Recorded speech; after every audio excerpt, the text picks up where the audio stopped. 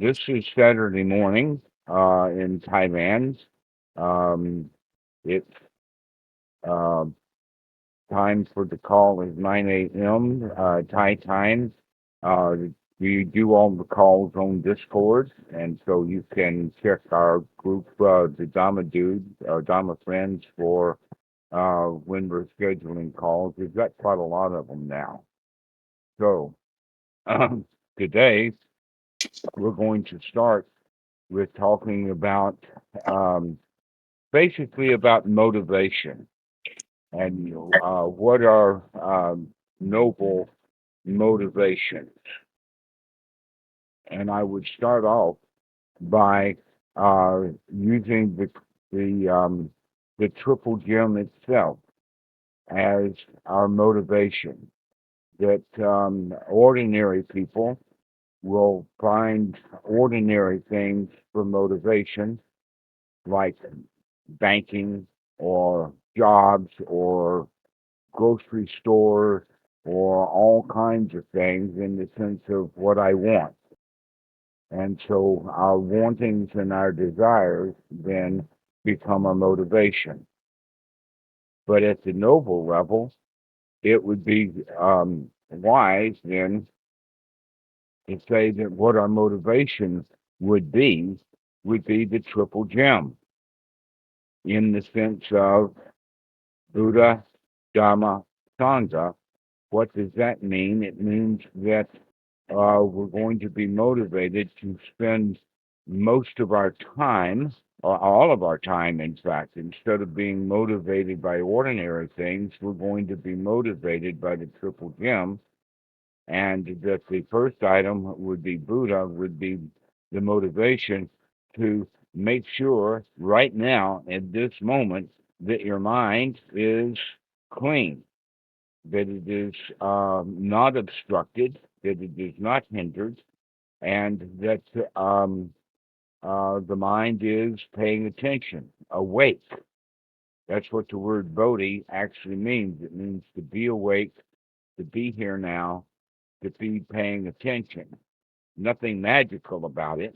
But in fact, if you want a magical Buddha, see that as your motivation, that you want a magical, you want something special, rather than being quite satisfied with what you have right here, right now, that this is good enough.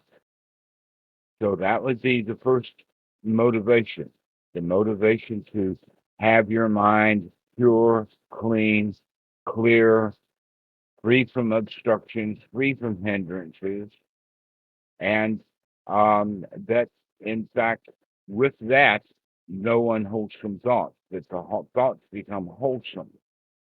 And with that wholesomeness, that means we're also able to have the correct attitude.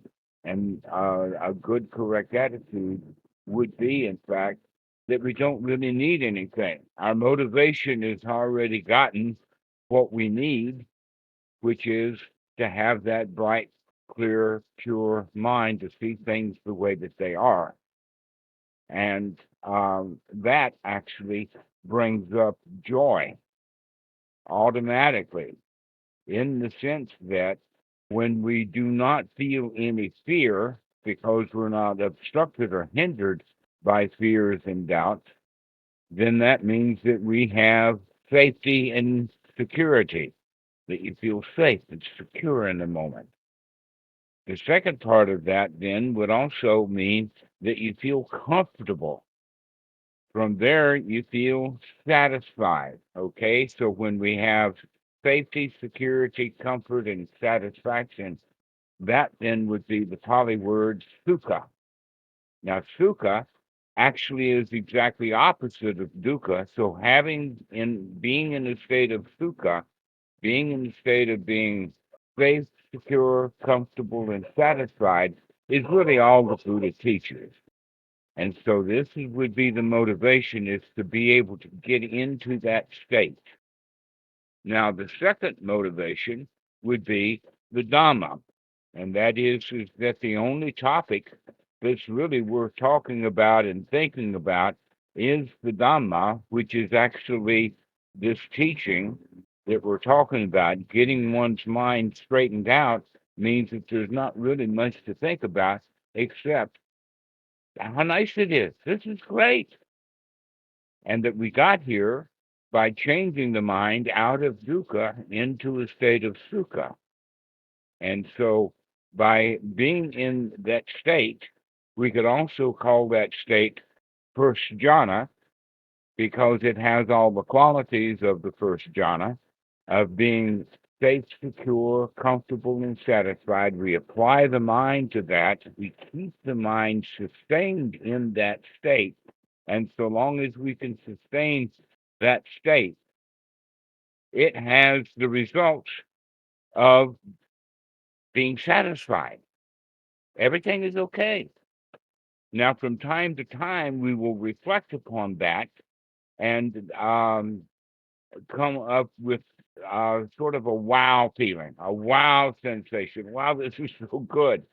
Wow, everything is all right.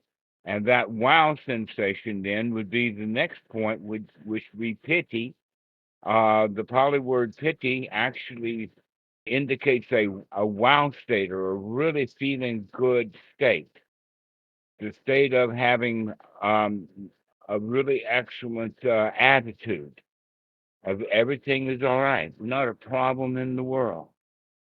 So this would be the motivation then of being in that kind of state where you don't want anything. And so some people would say, well, what about enlightenment? And the the point would be that when you're satisfied, when everything is already okay in a really kind of marvelous way, who needs magical enlightenment? Which would you rather have? Would you want to be magically enlightened and still not satisfied? Or would you be satisfied and not give a flying rip about what is enlightenment? But in fact, the best kind of enlightenment is something that you don't even need. It's too heavy. So when we are actually free of enlightenment, that means that we actually are light. And so you can give up any ideas or imaginations about faraway goals, that the goal is here now, right in the present moment. This is it. That's the motivation for the Dhamma. Now, the Sangha would come third in the sense that, wow, this is so great. I can't wait to share it with my friends, my noble friends. And then that would be then the idea with us is either we're communicating with our noble friends that are close by, or we can go to an online place where we can find noble friends. That's what this Dhamma Friends Discord group is for. It's for you to come and find noble friends, so that that fulfills that third trip of the triple gem, the Sangha, and that it's possibly the most important in the sense for especially beginners is to rely upon those noble friends to help you to remember to keep coming back to being in a really, really marvelous state of mind. There's not really that much to it. Motivations are easy. This is where you would come to. Jonesy, you had a question about this. Is that what you were asking? What is your word motivation? The only motivation would be is to be happy, wholesome, and friendly. So, how would you recommend someone who is at a point where they feel like they don't have a lot of motivations other than to spend time in the Dhamma, but is not necessarily like artistically inclined, let's say. Like a lot of people here share really gorgeous artwork and gorgeous poetry and a lot of practice logs and like about where they've come as far as cleaning the mind of wholesome thoughts. If you have someone who is mostly just drifting through thoughts as it is, or not having very many, like doing a lot of focusing on the breath, how would you recommend that they interact with the Sangha? Or Well, like, where do you think that person, especially if they're a lay person, where should they get their motivations beyond like eating before noon? Like, how would they decide what to do during their day, aside from quote unquote chores, which are rare, truly? well, the first thing you mentioned was about activities, and that would be any activity like working or let us say studying to be an engineer at university or anything like that would be that when obstructions to that come to mind to be able to see those instructions that would are obstructions that would be the motivation is to live with a mind that is not obstructed. So uh, in a way, you can say then that there's no more work, that almost always when we use the word work, we're talking about doing something with some resistance involved. It becomes work because we're putting in resistance to doing it. And so a job to do would be a job because we're putting in resistance. However, if there's no resistance, then the job becomes easy.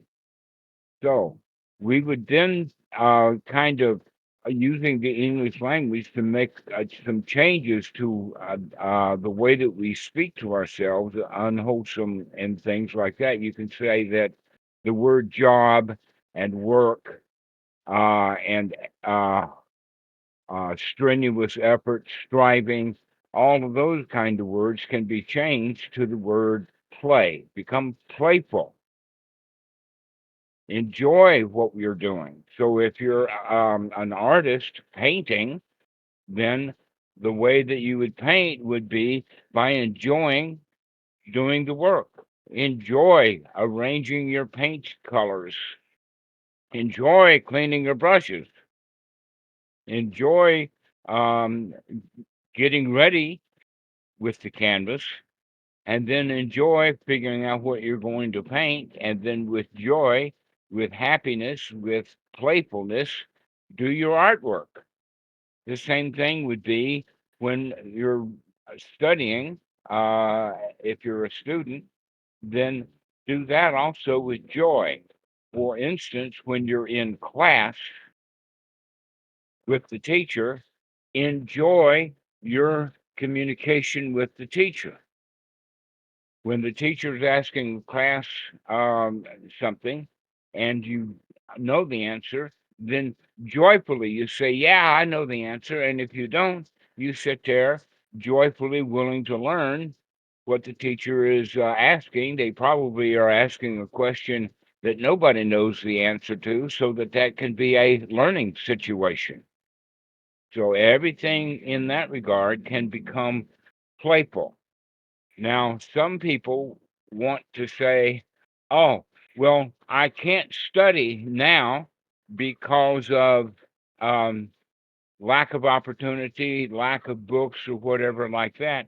And the answer to that would be that we can, over time, g- get ready. For instance, if you wanted to study electronics as a child, take apart old television, take apart old radios, figure out what's going on with it. You can always get the opportunity to play with that which you want to do.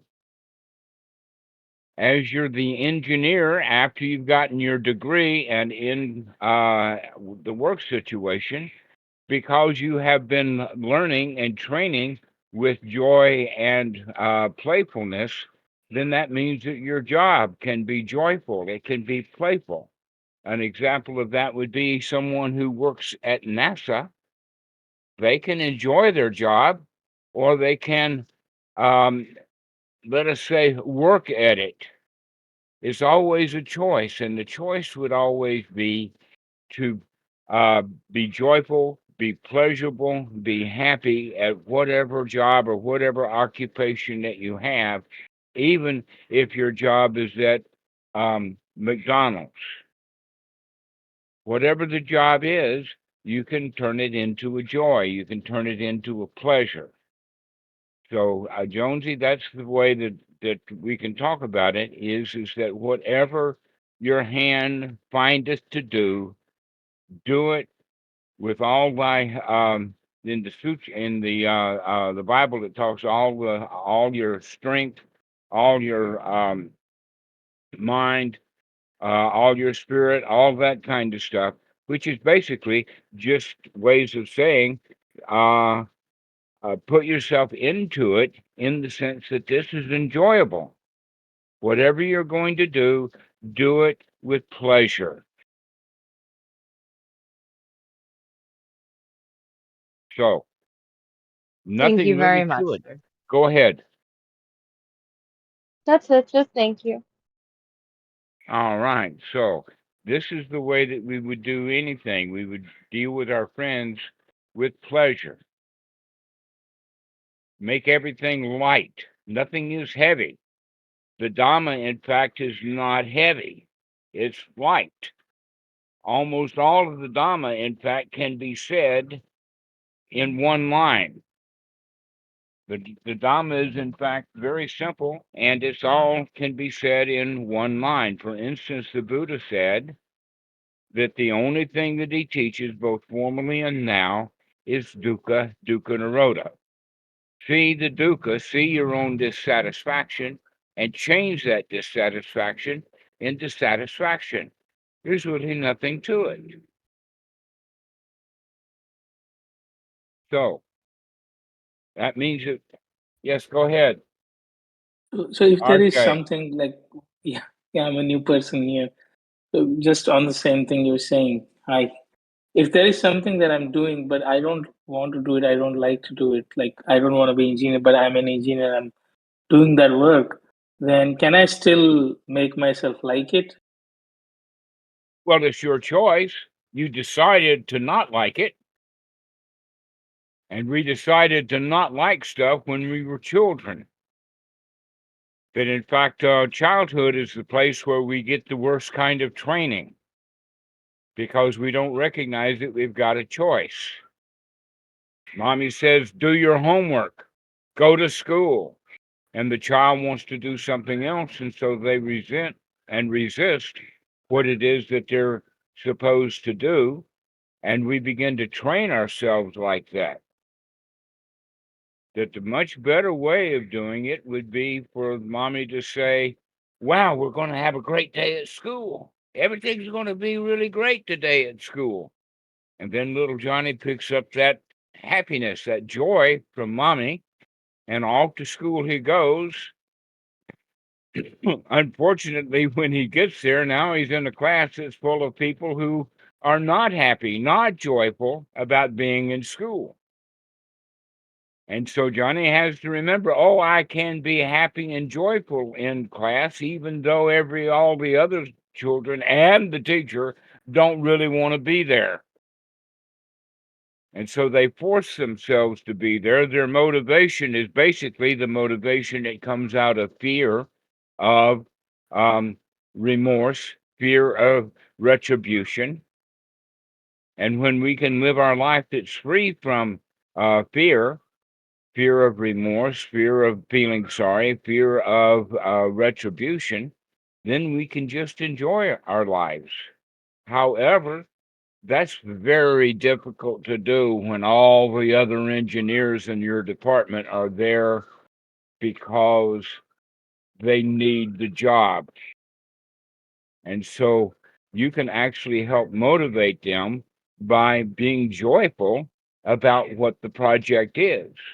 You can ask them joyful questions. You can bring them out of their ordinary state of mind, but that takes a skill. And the place to develop that skill is around the noble friends.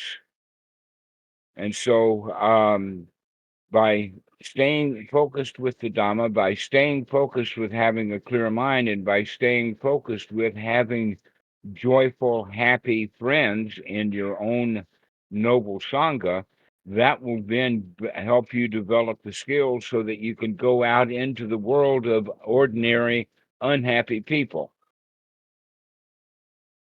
We didn't have that kind of skill when we were in the first grade.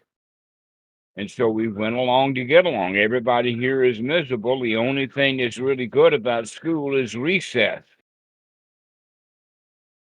And so we can go out on the recess ground, get our joy, and then come back into class joyful, and then stay joyful, stay happy, stay relaxed. But we have to practice that. I don't even understand why our society has gotten it into the state that it is, that everything is miserable. Everything has to do with motivations based upon greed, when we can have motivations based upon joy and pleasure of doing, being active. And so now that we've trained ourselves over the years of being unhappy moment by moment, we now have to practice being joyful moment by moment. Now, for some reason in the West, we have gotten the attitude about Western Buddhism that Western Buddhism has actually now become a business. I think part of the reason why that happened was because of the influence that Goenka had, and Goenka was a businessman, and he taught his style of meditation in a very business-like manner, and so all of the students wind up learning that kind of meditation in the sense that there are goals, there are efforts that you have to put in, there is strong determination, there is all kinds of stuff. So, in a way, much of the practice of meditation in the West is just ordinary. It's not noble at all. And it takes quite a lot of effort, right, noble, easygoing effort to change that model from being in, let us say, a life that's filled with struggles, trying to gain something, into the attitude that, hey, we've already got everything we need. There's no reason to struggle. A lot of people say, well, I lack direction in life. Well, guess what? If you're already at the destination, then there's no place to go. You don't need any direction. You're already there. And so this is what we're actually cultivating, is the attitude that we've already arrived, that there's no place to go, that there is really nothing to do other than enjoying life. That's all there is. And yet religion and Western Buddhism and much of Buddhism doesn't follow that. They have the ordinary people's attitude that there is work to do. There is something to do. Oh, I've got to work at it. Oh, I've got to prove that I'm working at it. That in fact, one of the worst qualities of that would be the driver, and I'll talk about drivers in just a moment, but the worst of the drivers is the one that's called try hard. What is a try hard driver? That means that already the attitude is an attitude of failure, but I don't want to just give up because the teacher or whoever wouldn't like that I've just given up and I'm a failure. So what we do is we put in wrong effort. We're trying to prove that I'm trying, even though I expect to fail. I'm trying, even though I expect to fail. If we can change that mental attitude of, I don't have to try at this, I can just have fun at it.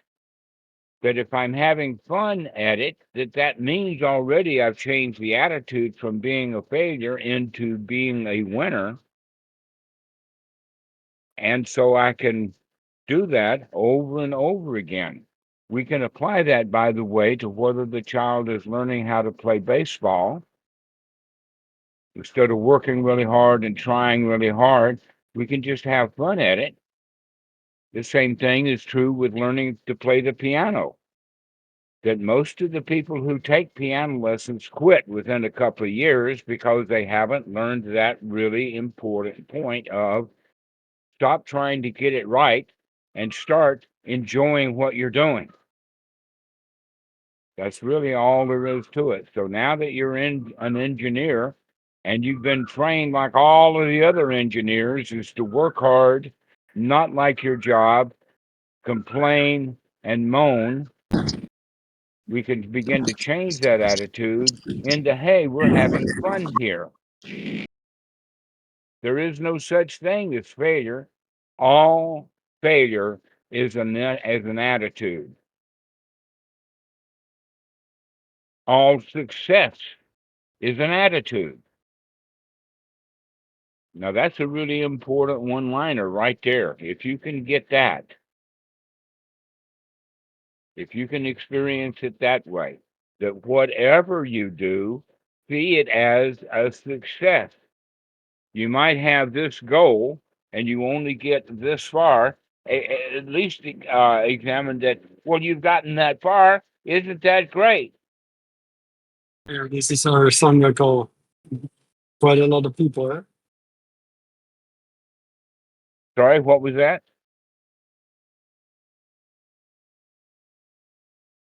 Who was that talking? Was that Daniel?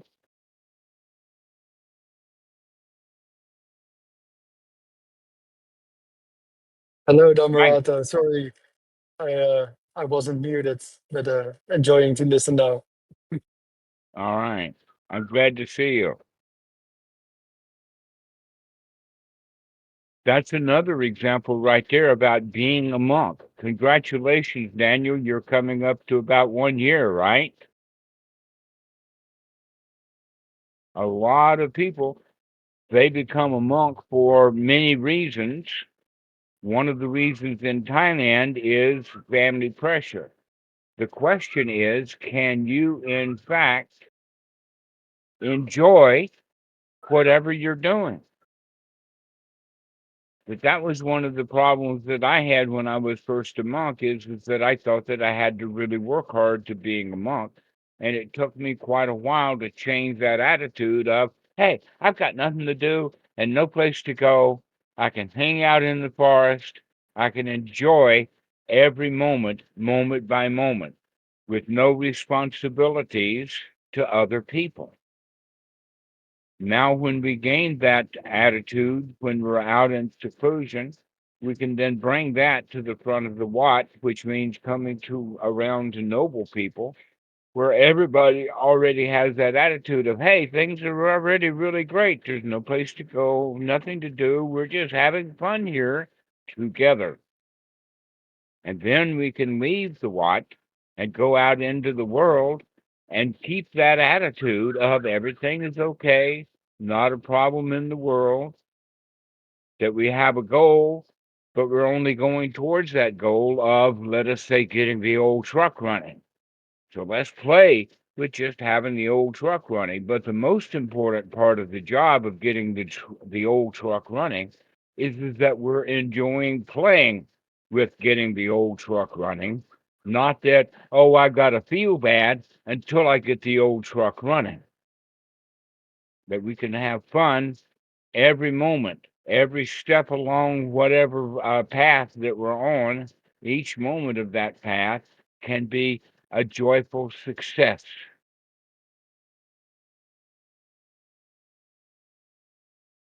So, do you have any questions about this? It doesn't take very long. Uh, what is our motivation? Our motivation is that we're having fun here.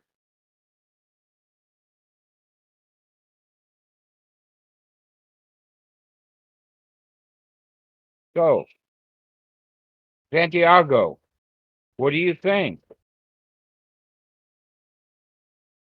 I think it's good to have fun. Yeah, we have to be reminded of this because it really is so simple to fall back into, oh, that there's a lot of work here. that we have to remember that I don't have to work at this. I could just have fun here. I could get some help here.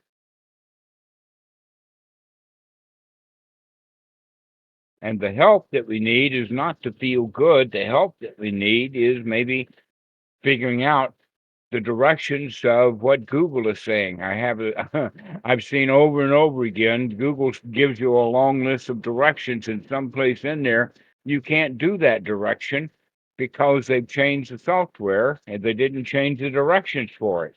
Well, never mind. Let's just have fun figuring out what they're talking about. No problem here. No worries. Everything is all right. It's when we develop that sense of, I don't like to do this. And we develop that as a child. We develop the attitude of being a loser. We develop the attitude of being a victim. As a child, we see adults much bigger than we. As a child, we see that they're big and strong and powerful, and I'm nothing.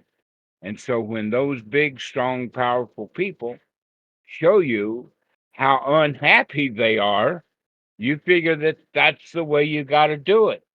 You got to have a life of struggle because your mommy struggles. And so we have been trained to be unhappy. So now it's time to train our mind into becoming happy again. Now, Santiago, you asked a question about the Satipatthana. Yeah, how to be constantly in sati. Because, a lot of these things require that one be looking. If one is not Yeah, looking, one cannot do any of these things. One is just swept away by whatever is going on automatically that you're choosing not to pay attention to. So, how yes, to. that's okay. So let's look at it from the sense of automatic, the automatic pilot. Let's use the example of an airplane, a big airliner that they have now trained those autopilots to where their autopilot's working really, really well. That in fact, the mentality is that when the airplane is on automatic pilot, there's almost never any collision. The problem is that the pilot has to be wise in the sense of knowing when to turn the automatic pilot off. Let us say the automatic pilot has automatically taken the airplane right into the side of a mountain. That means that the autopilot is wrong. And so we have to turn off the autopilot and start flying the plane with mindfulness, with looking at where we're going and making the right effort to go in the right direction. Well, guess what? In the really, really old days, there was no such thing as autopilot, that we had to steer everything. Now, when we were not trained well, that means that as we grew up and started doing everything by habit, which means doing things on automatic pilot, we leave it on automatic pilot only to fly our life right into the side of a mountain. Over and over and over and over again, we do that because we're flying on automatic pilot that's not well trained. So what the real training then is to remember to come out of automatic pilot, to come out of our habits because our habits were trained to be unhappy, and start retraining the autopilot to go in the right direction, to do things correctly. And so this is what the real question of practice is all about, is practicing. Mainly, number one is to look, to be able to see where things are headed, to see things how things are going right now. Now, the problem with looking is that we don't remember to look, that we just left things on automatic pilot And then the real pilot, your frontal cortex, is taking a nap, not looking. And therefore, we fly our plane right into the side of a mountain of bad feelings. So, what do we mean then by the word sati? The word sati is translated in English into modern Western Buddhism as mindfulness, and in a way that misses the point. Because it doesn't, it's in fact, mindfulness has a whole lot closer value of looking without the real important point of remembering to look, to watch where we're going, to make sure that our automatic pilot is in fact operating correctly instead of just on automatic pilot. Because automatic pilot doesn't see the birds in the air, it doesn't see the thunderstorms, it doesn't see what's going on, it doesn't even see the other aircraft. It's just on a straight course. And so we learn that straight course of do whatever you do, but hate it. Because that's how we learned to operate in school. In fact, the students who make the best grades are the ones who actually enjoy what they're doing. And so that would be mostly the job of the teacher, is to encourage students to enjoy what they're doing, as opposed to making sure that they're doing it correctly, no matter how bad they feel. So if we can come out of automatic pilot, what that means then is sati. Sati means to remember to come out of automatic pilot. Remember to take a good look at really what's going on, because only by seeing correctly what's really going on do we have any opportunity to make changes, to make course corrections right here, right now. So, what is then Satipatthana? Satipatthana means to remember to look at the four foundations.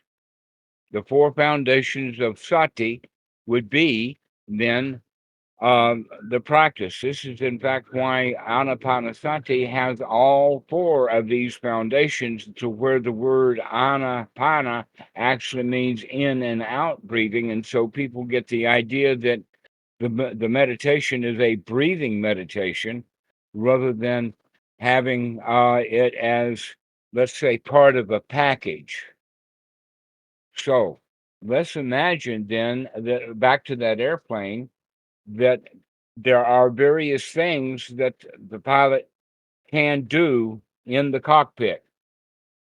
He can steer the plane, he can push the gas up and down, he can communicate with the land-based air traffic controllers, he can do a whole lot of stuff.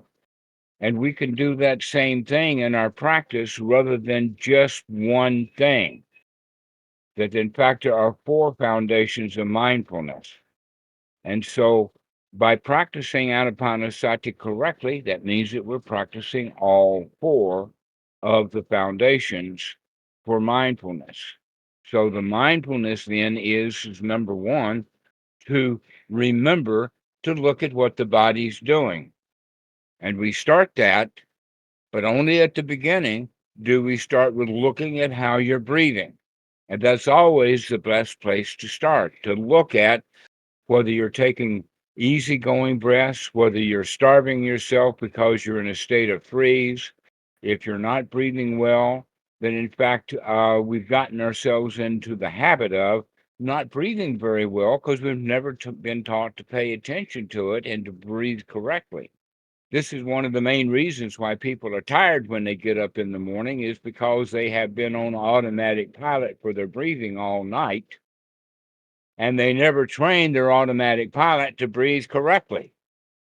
So what we're going to start practicing is breathing correctly. And when we keep practicing breathing correctly, it becomes part of the automatic pilot system. But we have to train. And so the way to train is to remember sati, to take a deep, long, easy breath. to take it in long, deep, and easy. And when we breathe out in a relaxed way. But that's only one of the four. But as we progress with that breathing, we begin then to relax the body. We begin to get knowledge of the body. We begin to understand what the body is doing. That one of the practices that we can do is to start watching what your hands are doing. Almost always, people don't pay attention to what their hands are doing. And so in conversation, in fact, there was a television show way, way long ago, kind of a variety show where the people in the audience would come up and be asked questions about their partner. And I remember one in particular of the question was asked to the woman, when your husband talks, does he use his hands? And one of the jokes about it is that Italians use their hand gestures a lot. Why? Because they were trained to do that. So can you train yourself to watch what your hands are doing when you're listening, when you're talking, when you're doing stuff?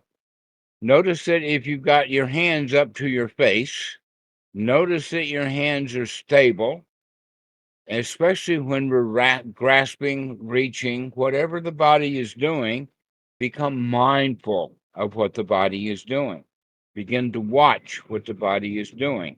And the fourth step of Anapanasati is actually the important one, that we're watching our breathing and we're watching what the body is doing only to the point of making sure that the body is relaxed, that it's not uptight, it's not tense, it's not worried, that everything is cool, everything is easygoing. And that's only one of the four foundations of mindfulness.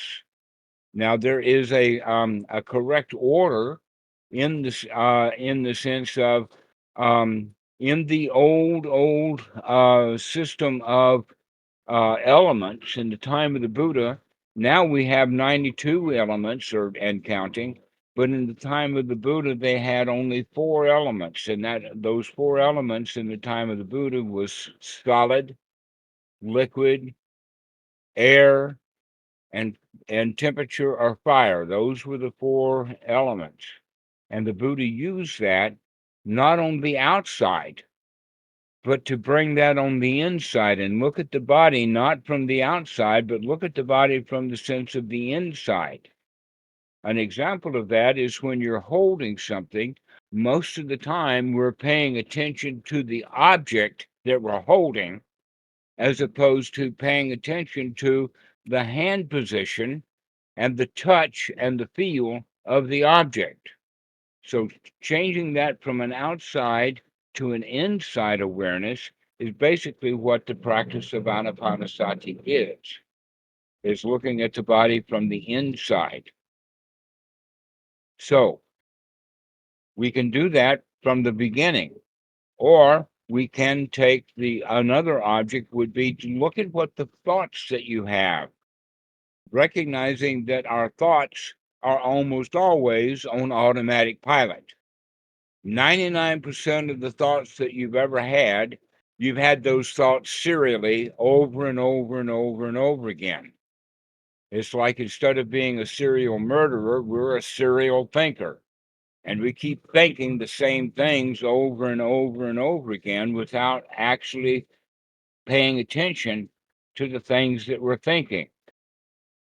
This is time to have some different kind of thinking, because most of the thinking that we have is thinking about how to solve a problem, thinking about worrying about things that need to be done, thinking about things that wind up keeping us in doubt, keeping us worried, keeping us restless, keeping us in a state of desire, etc., like that. So if we can start looking at what we're thinking then we have a choice as to what kind of thoughts we're thinking. We can come out of unwholesome thoughts and start having wholesome thoughts.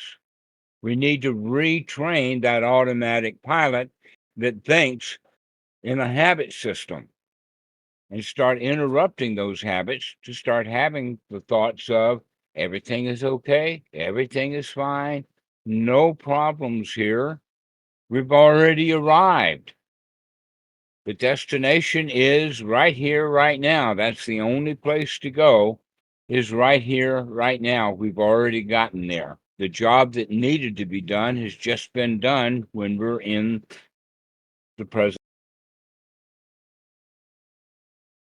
When we're looking at the Satipatthana like this, we can see that the thoughts that we have are the thoughts of habit, or they're the thoughts of awareness.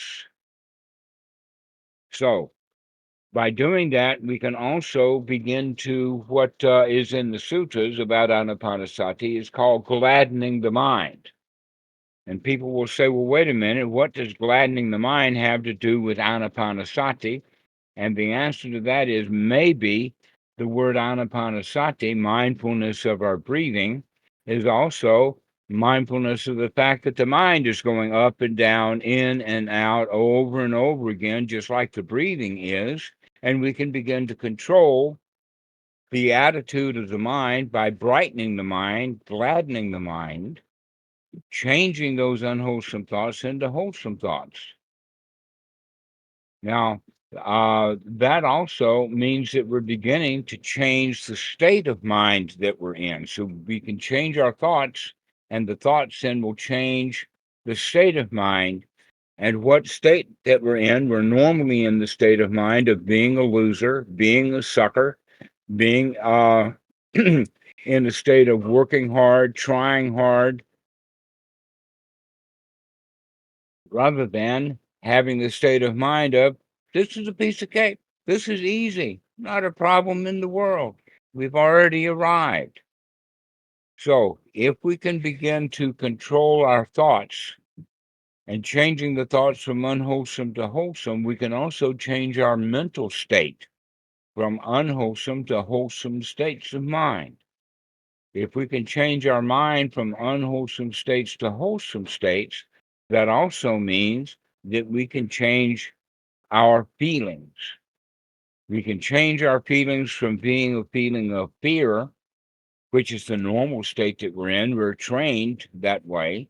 Then, in fact, that's how humans got started. Humans would not have survived if they didn't pay attention to their fear.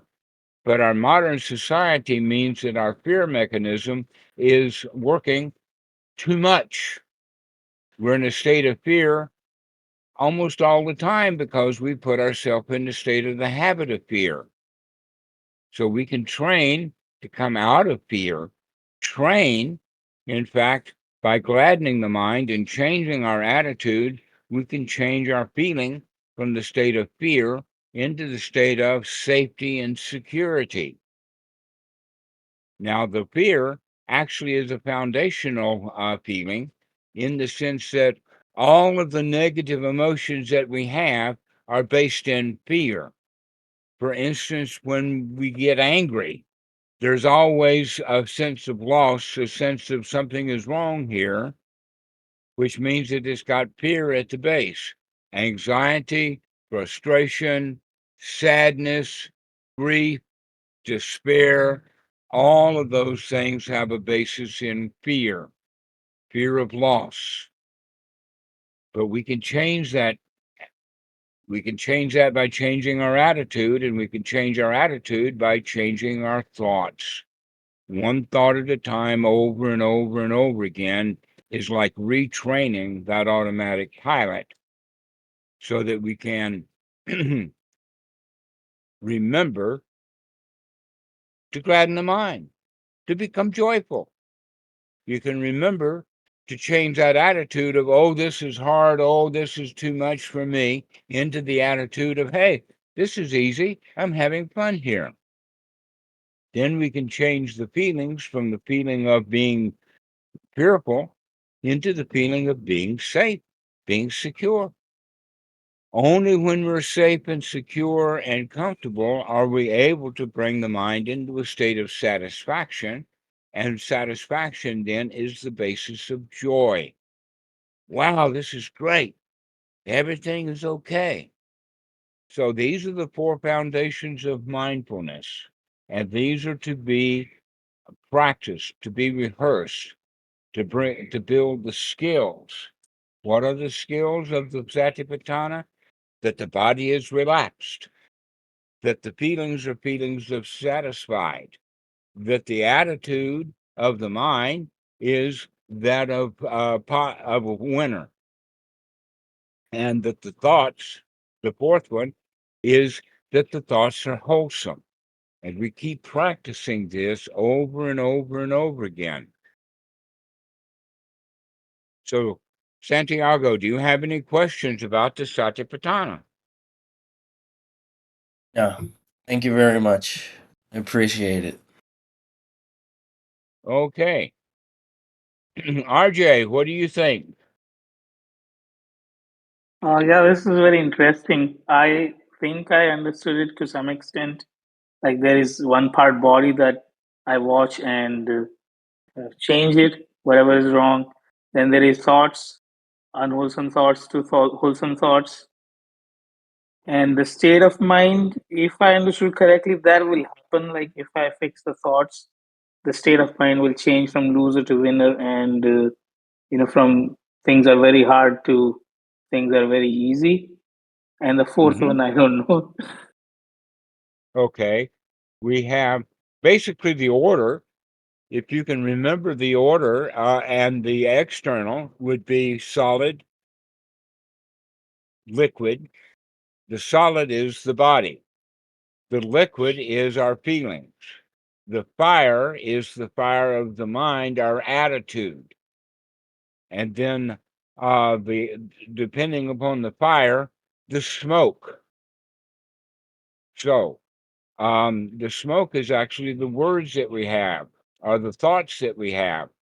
Now, if the fire is hot, if you've got a good fire, then there's not much smoke. And you can think of then as the wood that we put in would be the fuel for the fire, and the fuel for the fire then would be the feelings. So we can go for the analogy of a pot-bellied stove.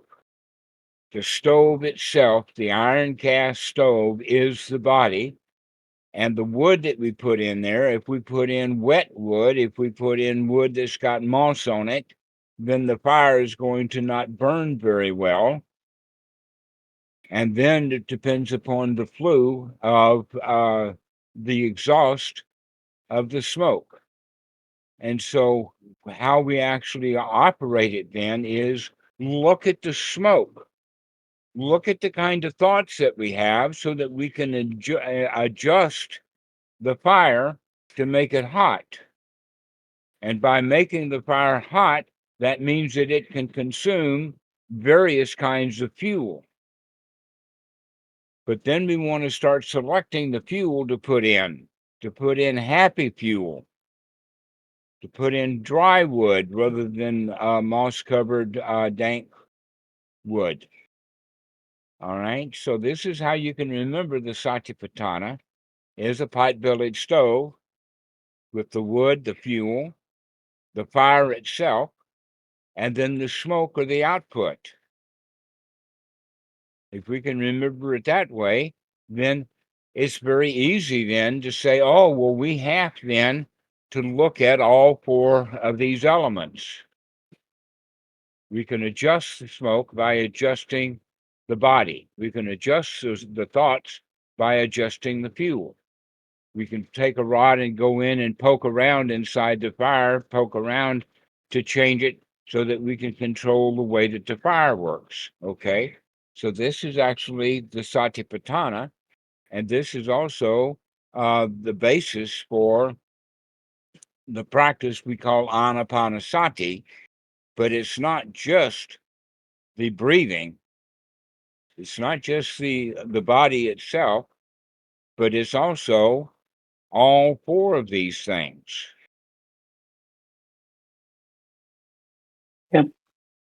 So, Dhammadas, do you have anything to add to this? Nope. Thank you, though. I have a few questions just to make sure I understand the 4 pillars of mindfulness. So the body, would you consider that the 5 senses? Or Yes, the okay. 5 senses are built right into the body. Okay. So there's the body, the emotions like the water, or like the feelings, you said. There's the thoughts, like the mental images, mental chatter, which is the third one. I don't quite understand the smoke or the air. I think that That's was the the same thoughts. question. That's the thought. That's the thoughts. Okay. And the third one then is the attitude, the fire itself. What is the mind? Okay. The mind itself is either the mind of a poor fire, would be a struggle. It would be an attitude of being a victim. An example of that would be when you're at work. If you don't like the work, if you're not having fun, that means that the fire itself is not good. It's a dank fire. It's not hot. But when we're playful, when we're enjoying what we're doing, that means that the fire is appropriate. It's a hot fire. It's an attitude, a can-do attitude, as opposed to a struggling attitude. So the 4 foundations of mindfulness, again, to make sure, it's the body, the feelings, the attitude, and the state of mind that we're in.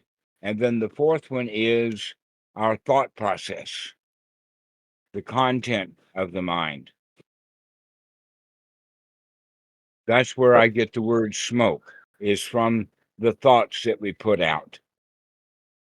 Go okay, so ahead. it has the attitude is sort of like the state you're in. You could be a happy attitude, you could be at a unhappy, seeing everything as bad. It's sort of like a sort of your state. Okay, that makes sense. I appreciate your explanation. Okay, great. So let's see. Eddie, what do you have to say?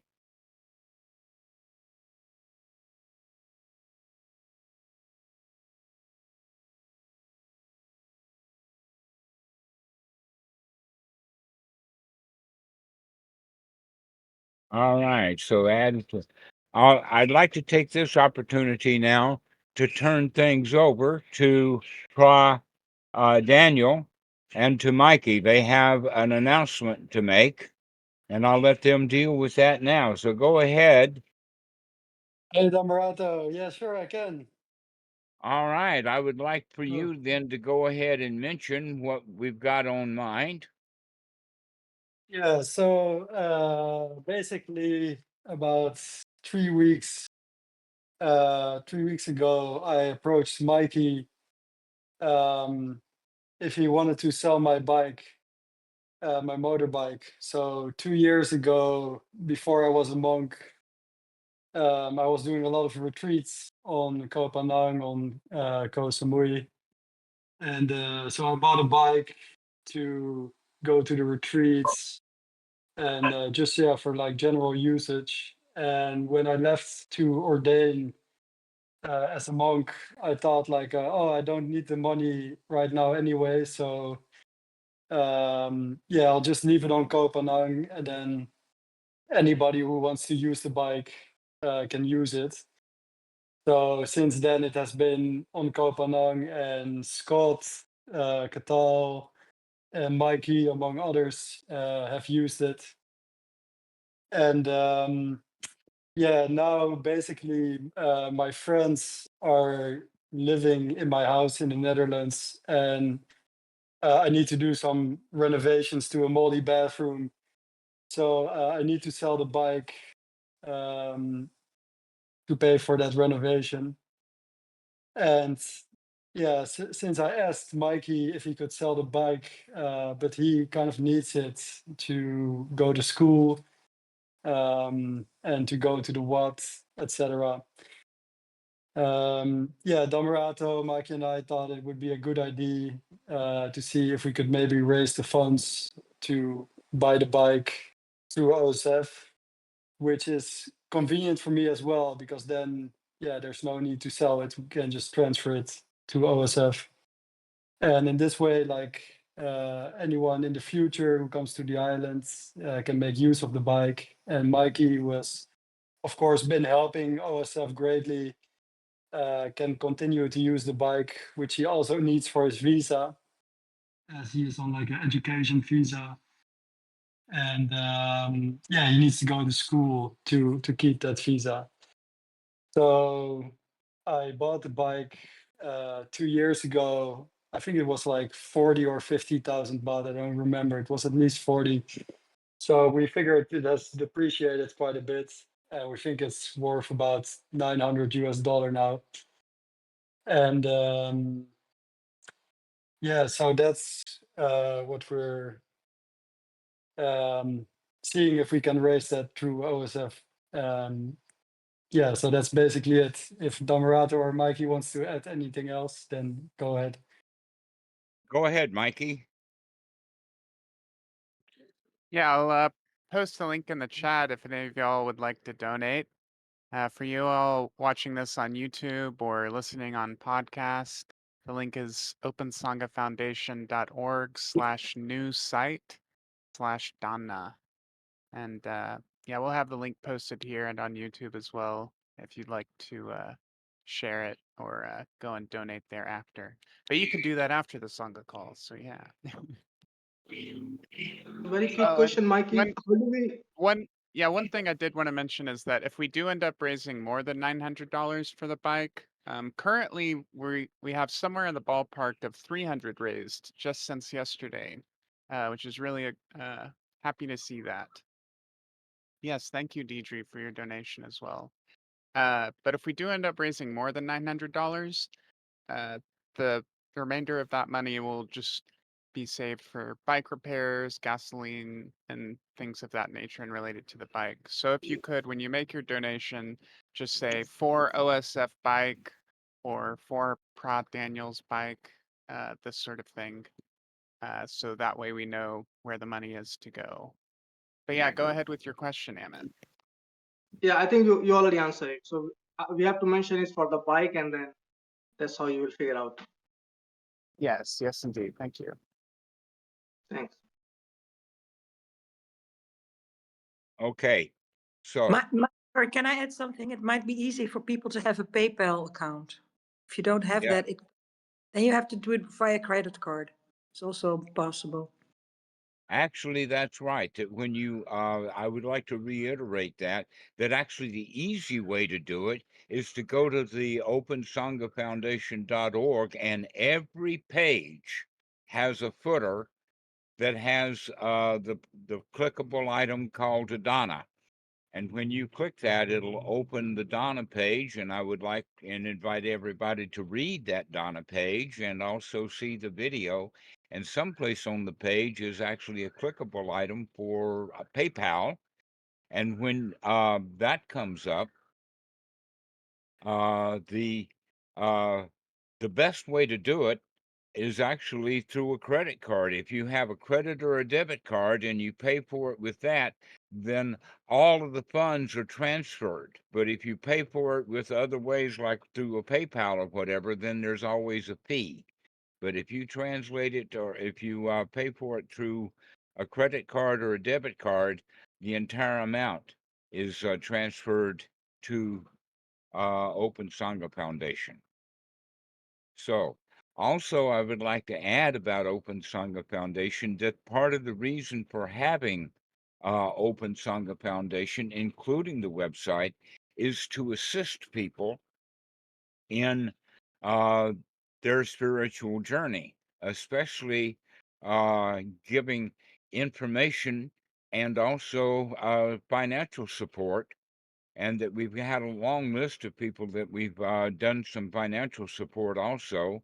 Luckily, Pra Daniel was already self-sufficient, and so he was able to self-finance. But now that he's gotten into the situation that he's in now, feel free that we're able to actually not only donate to helping him, but also for the long term to help other people.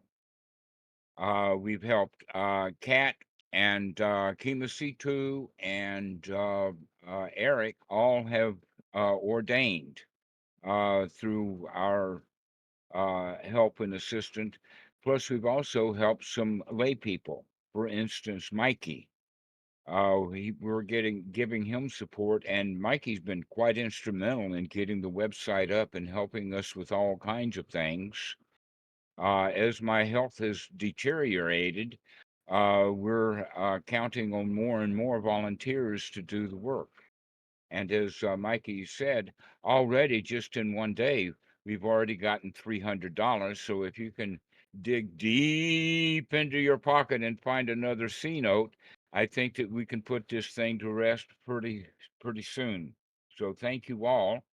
Mikey, can you wrap this up? Yeah, the mind is the forerunner. So let's have wholesome thoughts and take it easy and be friendly with one another and be friendly with ourselves. Thank you, friends, for being here today. This has been a splendid Dhamma call. Take care. Thank you, Dhammarato. Thank you, Santiago. We'll see you.